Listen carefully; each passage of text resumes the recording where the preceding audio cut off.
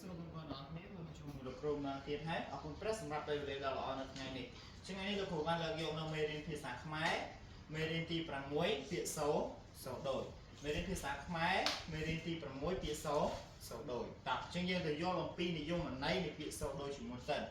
ពាក្យសូដូចជាពាក្យពីរឬច្រើនដែលមានសូដូចគ្នាតែសំណេរនិងន័យខុសគ្នាអញ្ចឹងលោកគ្រូនឹងអានម្ដងទៀតពាក្យសូដូចជាពាក្យពីរឬច្រើនដែលមានសូរដូចគ្នាតែសំណេរនិងន័យខុសគ្នាអញ្ចឹងនេះលោកគ្រូបង្រៀនពាក្យពីរមកផងដែរគឺពាក្យតុកនិងពាក្យពាន់តោះជាទីហោពាក្យតុកនិងពាក្យតុកអញ្ចឹង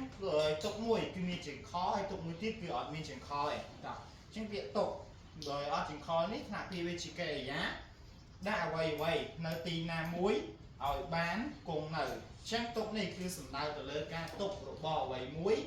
នៅកន្លែងណាមួយដើម្បីឲ្យវាគង់នៅមួយកន្លែងចំណែកទុកមួយទៀតគឺទុកជើងខទុកជើងខនេះថ្នាក់ភាវាជាគុណនាមសេចក្តីព្រួយឬមួយឬសេចក្តីលំបាកអញ្ចឹងទុកមួយទៀតទុកនេះគឺទុកសេចក្តីព្រួយឬមួយក៏ទុកលំបាកតោះអញ្ចឹងចូលទៅដល់ពាក្យទី2គឺពាក្យពាន់និងពាក្យពាន់ដូចគ្នាអញ្ចឹងពាន់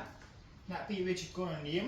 ចំនួន110ដងឬមួយក៏100គុណនឹង100គុណនឹង10ចំណែកពាក្យពាន់មួយទៀតណាក់ពីវាជាកិរិយា